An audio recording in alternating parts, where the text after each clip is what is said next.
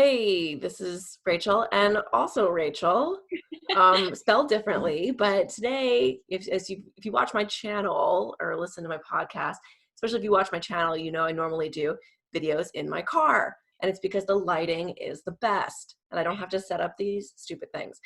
But today I'm going to do something a little different where I have my new Instagram friend, Rachael, here, who's going to walk us through some senior fitness and some exercises you can do in your house, things you can do with your loved one with dementia. One thing I learned very early on is that even if someone's in a super late stage of dementia, typically they can still follow along with the exercises.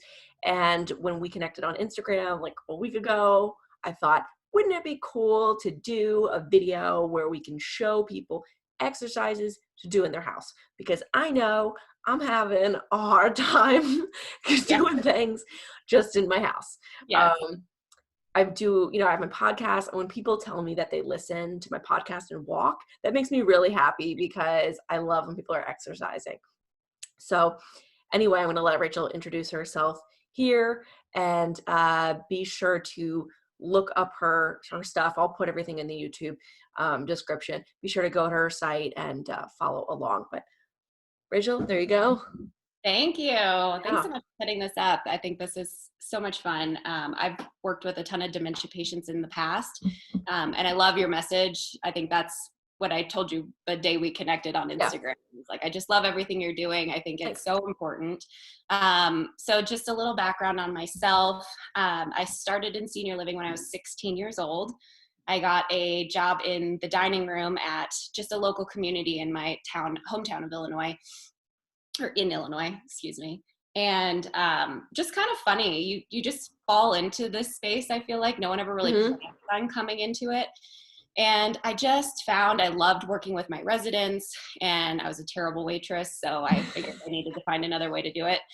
So I have to wait tables at some point. Like, exactly. I waited tables. Everyone tables in college, and I was like, I hate them. Terrible. Terrible at it. But interestingly, when I was like, I tried to get a job in a dining room in senior living while I was working in, I was in graduate school trying to get my master's in gerontology, and they wouldn't hire me for anything. They wouldn't even let me work in the dining room. And I was like, really? Because I was either like I was overqualified or I was underqualified. And I was like, come on. Wait tables. Yeah. Like, you guys won't let me wait tables in senior. All right. I was like, okay, fine. I get it. And it was hands down like the most entertaining job I ever had in senior living, because people love to eat food. It's like the highlight of the day. Yeah. And so, I mean, you'd have the funniest conversations. So I'd find myself chatting it up with the residents and not waiting tables. So I was just terrible at it. And they're like, we got to get this girl out of here. She's just talking to people. They were like, that's the job. That's the thing. Exactly. Like, that's what it is. I really like you, but you need to pick it up a little bit. So I became a CNA my senior year of high school, because I thought, okay, well, you don't really know a ton about the career paths when you're in high school. And so I thought nursing was pretty much, the only route, or, if you want to be a doctor or whatever, social worker maybe. But I said, okay, maybe I'll go to college for nursing. And so I got my CNA. I worked pretty much every summer, that first summer after high school graduation, and then on my college visits back. Every time I'd go back home, I would pick that job back up. But so I got a job at that same community, and I found that it's being a CNA is tough, because obviously the work you're doing is very tough. Yeah. And it's, getting down and dirty with these people and trying to make sure they're comfortable and you're comfortable. But I found that I loved connecting with the people. All my residents, I had a couple air quote difficult residents, challenging people, challenging personalities, but I liked that. I liked trying to get them to be a little bit more open and crack a smile here and there. And so when I got into college, I decided I didn't want to do nursing, and I kind of went through that whole try to figure out my life that I think everyone goes through in college. Right. And so I ended up studying nutrition, and when I graduated college, again, just didn't really know what I wanted to do. I didn't want to be a dietitian. I was like, well, I just, got a 4-year degree, and now I don't know what to do with it. So again, ended up in senior living. So I actually, I interned at the Alzheimer's Association that summer and just kind of helped with fundraising. And I helped organize the walk, and we did a really cool event. I don't know if this is everywhere, if it's just in Colorado, but it's Memories in the Making. I've heard of it, but yeah. So it's basically an event where different local painters will come to different senior living communities and teach classes. Oh, and that's smart. they get to paint all these great pictures, and then they auction them off at a live event. Cool. So I got to do like the art walking and stuff. It was really fun.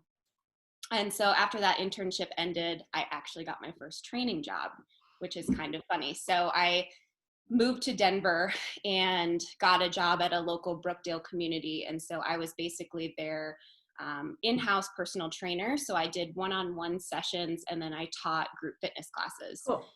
And again, I think, when you're right out of college, you're just trying to figure out what your path is and where you're trying to go. And so I didn't think I was using my degree.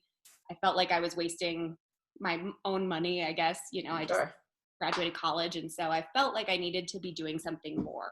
So I ended up getting a job at that same community in the home health department. And so I was basically managing all of our new clients that would come in, managing their schedules, what their care needs were. So if they needed 24-hour care, what that looked like, what level of care they needed, if it was more, someone to sit with them in their room, or if they needed full on, assistance. So hard job. I was on call a lot, 2 weeks a month, and it's, day or night, someone passes away. Yep. You're up, you're there, you're helping. So it was really hard, especially at 23. And so I kind of came back to the drawing board and ended up way out of senior living space, getting a job in IT. And so that's really where I spent the last 7 years of my life. And kind of always had that nagging thought, like, I shouldn't be doing this. This isn't what I'm supposed to be doing. And, I was good at the work, and I liked my coworkers. I liked, to a degree, what I was doing, but I just missed seniors. So about 2 years ago, I was trying to come up with how I would get back into this space. And I've always loved working out. I've always loved, fitness. And that was honestly my favorite job, was the very first job I had right out of college. And so I kind of kept coming back to it. So last year I decided I'm going to make all the steps, kind of lay them out, and try to get back into doing this. So got my certification back, and I'm also a senior fitness specialist, which is kind of an additional level as a certified personal trainer. So you're really focused on working with people in the 60 and up age range. So you're dealing with osteoarthritis and diabetes and heart disease. And so just modifications that you need to be aware of as a trainer is kind of what my specialty is. So this year I launched Ridge Senior Fitness. Of course, the coronavirus happens. Like right then too. Then. So timing obviously I saw your Instagram and I was like, this is a new business. Like this is, it's brand new. And of course, I couldn't time it right. And it is what it is. I mean, like, yeah. Were you planning to do mostly online things, because you're doing a lot of, well, no. I'll say this. I mean, like, from what it looks like you planned to do online sessions, which is a really good thing. Yeah. Because it looks very intentional. So that's great. Yeah. I mean, like, I think anything you do as a small business owner has to be 150% full, intentional action, that you have to be like, well, I'm just going to do this. You can't just kind of like throw things at the wall and see if they stick. And I think the people who you see who consider themselves entrepreneurs, and they're like just doing like whatever, you have to try a thing and just like go full throttle on that thing until it works, and like make adjustments. So it seems like what you're doing makes a lot of sense. And I will say, even as we come out of all this craziness, more people are used to Zoom now. Yeah. So I think you have a little bit of a leg up here, where you can continue offering classes across the country or the world if you wanted, on Zoom, and being like, this is how I do stuff now. I mean, you can do in-person things now, but I don't know. I think you have a real niche Yeah, market here. exactly. Well, it's funny because I just, you think of most seniors, and I personally think of my grandma, and Yeah. she's, God bless her, still calls, email, fax. So she's I'm gonna figured send it you a out. quick fax. Just fax me, Rachel. And she means, but she's, God bless her. But so I love being in person with my clients. And I think you get like a different kind of joy from that. So Yeah. selfishly, I like in-person training better because you get to connect with people on a different level. And classes, I love teaching classes. It's one of the highlights of my job. It was always my favorite part back in the day because it's just, Yeah. it's fun. You get your regulars in there and Yeah. it's a blast. But so obviously when this happened, I had to pivot because who knows when in-person training will even be allowed, Right. or part of the norm again. So, I was actually chatting with my grandma, and she lives back in Illinois, and she used to go to swim classes, and now she can't go to her swim classes. Right. So we were chatting on the phone, and I was like, well, grandma, I'd love to offer you like, some training help over the internet if you want. And she's like, oh, that would be great. So Yeah, now I I think people see my don't think it's a grandma. thing. Like they don't think it's possible. We've been I work with a group in Pittsburgh here, normally in person, Yeah. called Bright, which is a mild cognitive impairment and early stage dementia group. And what I do, which is like improv classes, I can't really do online. So I'm Yeah. offering like support groups for the care partners as my contribution. But the other teachers, the other instructors who do like music and art and fitness, they've transitioned to doing it online, and the members are really enjoying it. Like it's going surprisingly very well because we were like, well, shit, like what are we gonna Yeah. do? Like, how are we gonna put this, Yes. online? And you're working with people who are significantly older, and you're right, like you think like, are they going to be able to figure this out? And I mean, Right. like I'm on an improv team. We've been doing shows on Zoom. Oh my People are God. getting the hang of it. Like the first time, the baby boom generation likes to give millennials a hard time, but Yeah. you know Yes. what? Like we can give it right back, because when it Yeah. comes to a Zoom call, like we're doing the show, like my aunt is just kind of like popping in occasionally. I'm like, get out of there. Like, Love and it. one of the women on the team, like her parents are in the background, their Zoom, like their vocals are on. They're like screaming at each other. Why don't you work this thing? I don't think they can hear us. And I'm like, oh my God. I love it. But It's so funny. it's fun, and we're just like, you know what, like we're just doing what we can, and It's everybody's fun to do. doing what they can. And I think you get to see a lot of people's houses. I This is my know. nice guest room and Yes. office. You get to see, I feel like like I have this whole like photo backdrop that I was using, Yeah. and now I'm kind of just like, whatever. Like House. Yeah. I'm seeing everybody's like, it's a house. Like this is my guest room. Yeah. It is what it is. Sitting at my dining room table. It's like, this is my pantry right Well, here. yeah, you have a good background here. Yeah, you have a Yeah. nice kind of, you have a nice you have a nice picture in the back. Oh, I think, Target. yeah, Target's great. And apparently also essential. Yes. Thank God. Because I've not been, but I feel like I need to go yes. just to do something. Isn't that the most wild part of all of this? The whole coronavirus thing is just like going into a normal store that normally I typically dread grocery Oh my shopping. God. I feel like I'm more used to it now. Yeah. But especially when this first happened and people were like in full panic mode, and Yes. I was just trying to go get groceries. I, on 2 separate occasions, like had a panic attack upon leaving Whole Foods. And I was like, I can't even, I just don't think I can do it. I think because the energy in there was so intense, like people were so freaked out. Yeah. But Hard. I'm glad that has kind of dissipated a little bit, because Yes. grocery shopping already sucked, and now it's like it's like, oh good, now it's worse. Yeah, it's so true. And I will say so I live in Denver. Our grocery stores have done a pretty good job, but I will say Trader Joe's, my favorite grocery store, because they had the 6 feet rule. They had you outside. It's 1 in, 1 out. Like during the mass craziness of all of this, because I agree it has gotten a little bit less intense. Yeah. But at the peak, you know, you wanted those extra precautions kind of taking place. And like some stores were doing great and some weren't, but like it made me want to go there because they're hand sanitizing the carts before you go in, and it was just like a quick, like a well-oiled machine. And that company owns Aldi as well, right? Yeah. So I'm a big Aldi fan. The one's real close to me. So same kind of thing. Like it's just they really they're really a well-oiled machine. Like their company really like gets things done and is ready. So Aldi has been fine this whole time, but the Whole Food shopping was like, oh my God, I can't even go to the one near me. I have to go out for like 30 minutes. I know, I'm the same. As if grocery shopping wasn't already like a whole terrible enough. thing. And now I like look forward to it because it gets me out of the house.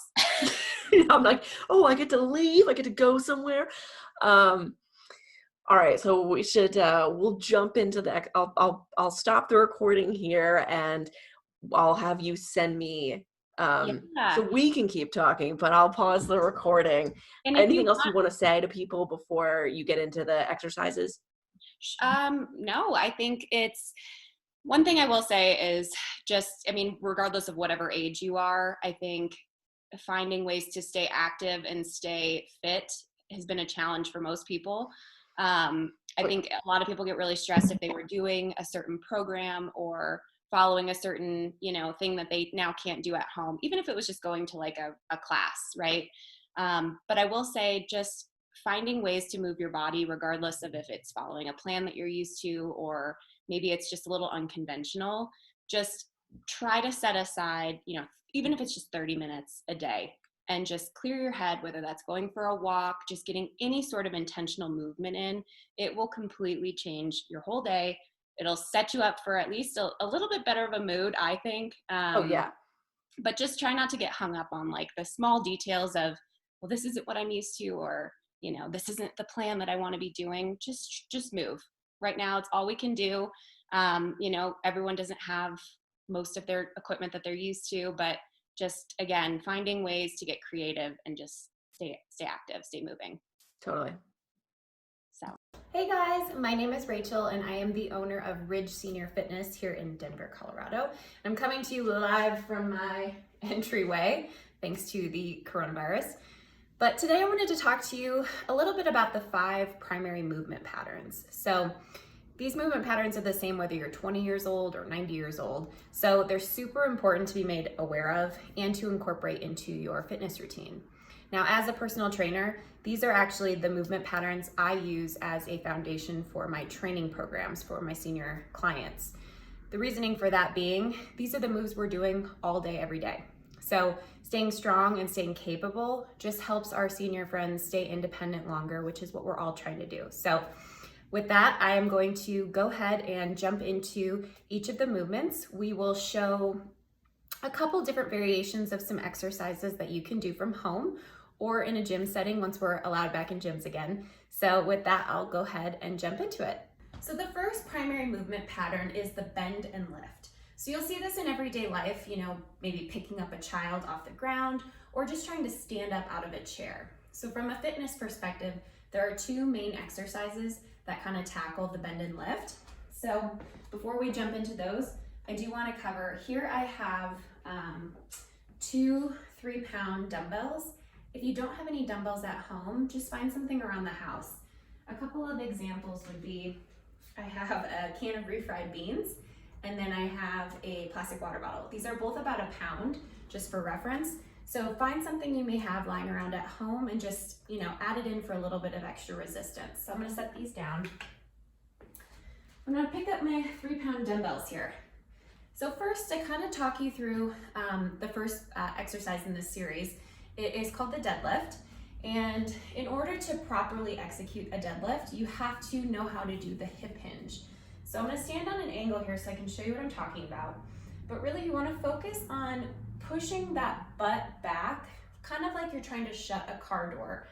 So just bending You can even keep your hands on your thighs to cue yourself to keep the proper form, but just bending and pushing back and then standing tall. So now to add weights to that, I'm just gonna keep these in front of my thighs. I'm gonna stand nice and tall, and I'm gonna push back, bring the weights to about my knees, and stand back up. So that is the deadlift.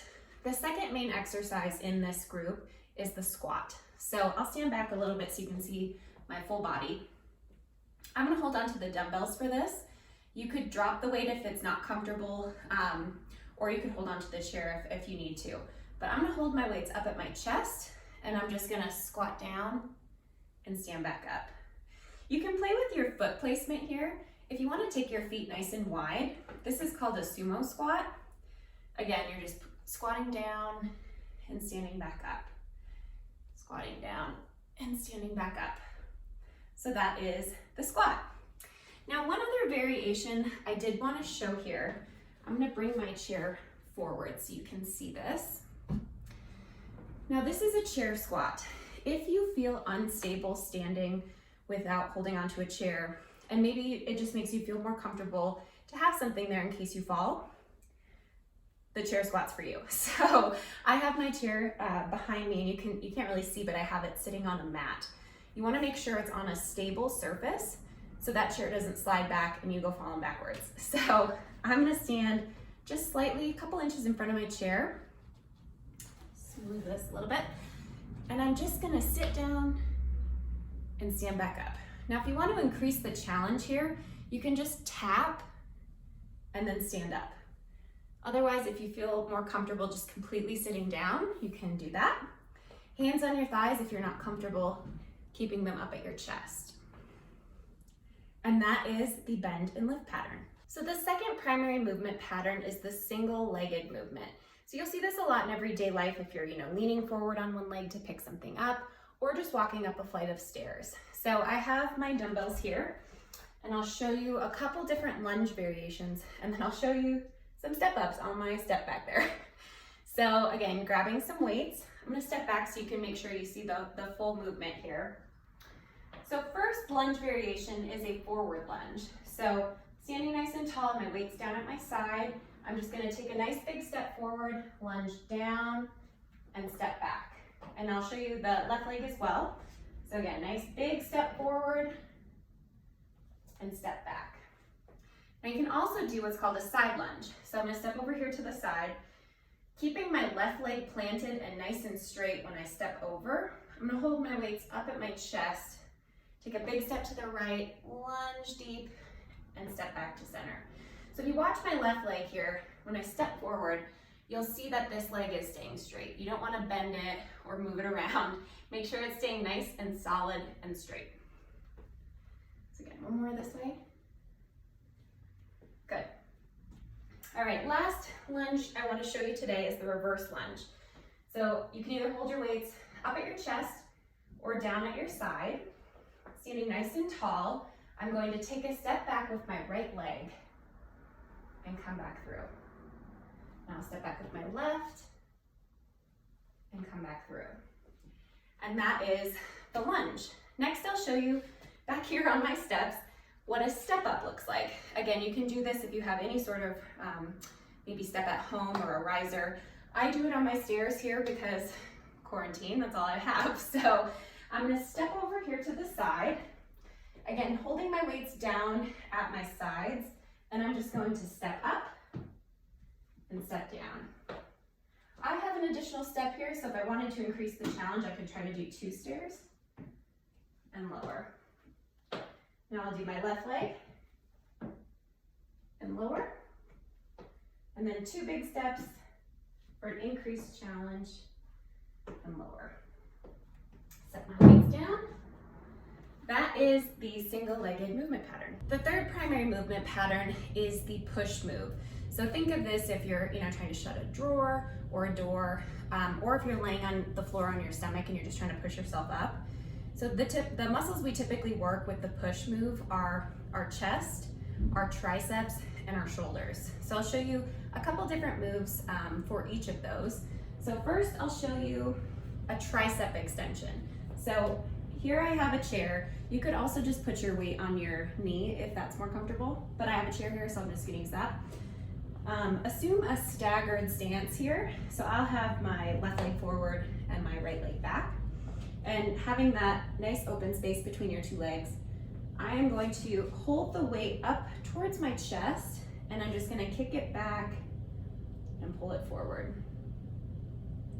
Kick it back and forward. Now notice this part of my arm isn't moving. I'm just moving from the elbow down. So you don't want to be swinging it around. You want to just kick it back and keep this part steady while you hinge it back. So that is the tricep extension. Now I'm going to grab my second weight and I'll show you the shoulder press. So obviously you can tell by the name, but this is working your shoulder muscles. So I'm going to hold the weights up here at my shoulder level. You can also hold them in if you wanted more of a neutral grip. I'm going to kind of keep mine out on an angle here, and I'll step back so you can see. But all we're going to do is we're going to keep our core nice and tight, back nice and straight, and we're just going to push those weights up and then lower. Push them up and lower. Now if I wanted to do neutral grip, I could just push them up and lower. You can even hold them all the way out to the side. People who have shoulder issues, that tends to feel like it's pinching a little bit, so I would, if you have shoulder issues, steer clear of that and try to stay to either the angled grip or the neutral grip. So that is the shoulder press. Now the last move in this series that I wanted to show you is the chest press. So you'll see over here I have my mat, so I'm going to try and show you what this looks like from laying down on the ground. So if I get down on the floor here, I'm gonna lay flat on my back. My feet are on the ground and I'm trying to push my spine into the mat. So you can see I have my weights out to the side, and all I'm gonna do here is I'm gonna push them up and then lower. Push them up and lower. And really try to control the weight on the way down so you're not just dropping your elbows. And that is the chest press. So I'm gonna drop my weights here. Again, just focusing on any sort of movement that involves pushing, and you'll be activating those muscles. So that is your third movement, the push movement. The fourth primary movement pattern is the pull movement. So these movements typically work your biceps and your back muscles. So I'll show a couple different variations of some bicep work as well as some back work that you could do. So I have my dumbbells here. Probably the most notable bicep workout is the bicep curl. So I'll stand here on an angle so you can see my weights. I have my palms facing up towards the ceiling here, so I'll back up a little bit. And I'm just gonna put them down by my side, and I'm gonna curl them up and then lower. Again, focusing on keeping this part stable, and you're just bending from the elbow and lowering. So you don't wanna be, one of these. I see those a lot in the gym and it drives me nuts. So again, holding those weights down by your side, and you're just gonna curl up and lower. Curl up and lower. You can even do a neutral grip here. So before how we had our hands facing up towards the ceiling, if you assume a neutral grip, your palms will be facing towards your body. But again, you can have those weights down by your side, and you'll just curl them up and then lower. If you slow down on the lowering part of the lift, it's called the eccentric portion, you'll really start to feel the burn throughout your whole bicep. So again, try not to just be flailing these weights around. Really try to be intentional with that movement and control the weight. Don't let the weight control you. So the next movement I want to show you for this series is the row. So you can do a couple different options here. If you wanted to just do one hand, you could hold on to a chair, or again, hold on to your leg. Have that nice open space between your two legs. You can see I have a nice hinge in my hip and a straight back. And I'm just gonna row that weight straight back, trying to keep a 90-degree angle between my elbow and my shoulder. So pull it back and lower, back and lower. Now if I wanted to do two arms here, I can hold both weights, and I'm just gonna hinge forward at my hips here, and I'll row them straight back and lower, back and lower. Now I even have all the way in the back here, you'll see a resistance band. So I just have it hooked up to my railing here. You may or may not have this at home, but it is another variation of a pulling movement that you could replicate if you have the equipment. So I have two handles here, and I'm just gonna squat nice and low, and I'm gonna try to keep my back straight, and I'm just gonna roll those elbows back and slowly let them lead me forward. Back and forward. Drop these. And that is your fourth movement pattern, the pull movement. So hopefully you're still with me because we finally made it to the fifth and final movement pattern, which is our rotational movement. So think of this as any time maybe you're twisting to grab something or bending down kind of on an angle to pick something up. It's really any time you're moving in what we call the transverse plane. So when your body's just kind of shifting and you can feel that spine getting a ton of movement. So I have my 3-pound dumbbell here. If you have a medicine ball, that's even better in my opinion. I like those for these types of movements, but I have this at home, so we're just gonna roll with it. I am going to assume a staggered stance here, and we're really gonna focus on shifting our weight forward and back. So holding that weight up nice and high, I have my weight in my left leg right now, and I'm just gonna shift it down when I pull the weight back into this right leg. So again, shifting it forward and shifting it back. Now the opposite of this is called a hay baler. So you're gonna start with the weight down by your right leg, and you're gonna just shift it up. So again, very similar motion here, but you're just starting from the opposite direction. So you're gonna shift that weight up, and then pull it down. Shift it up, and then lower. The final rotational movement I want to show you today is called the Russian twist. So I have my mat here, so hopefully you'll be able to see the movement. I'm going to get down on my bottom here. And for the demonstration of this, I'm going to lift my feet off the ground. But if that doesn't feel comfortable for you, you can leave your feet planted.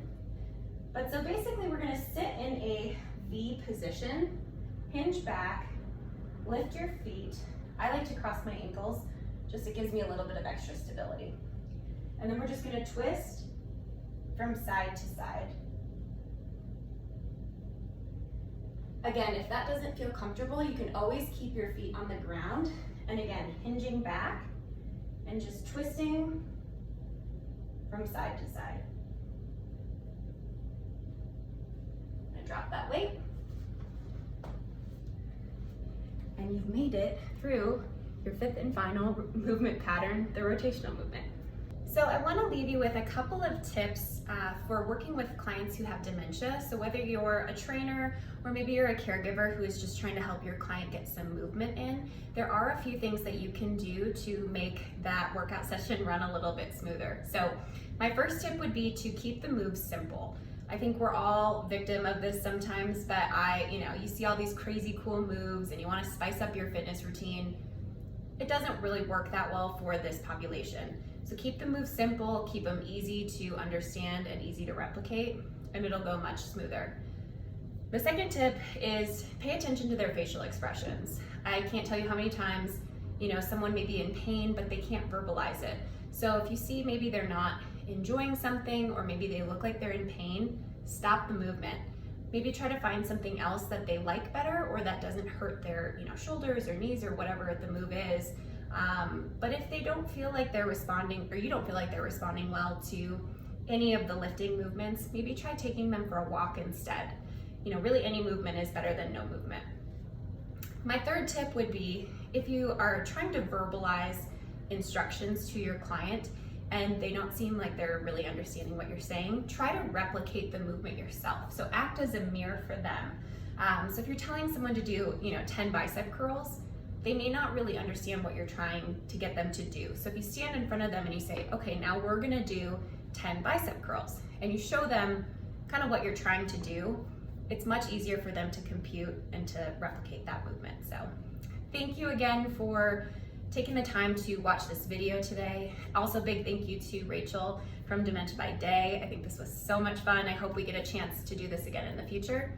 And feel free to let me know if you want anything else. I'm happy to film more content for you guys. So thank you again, and I hope you guys have a great rest of your day.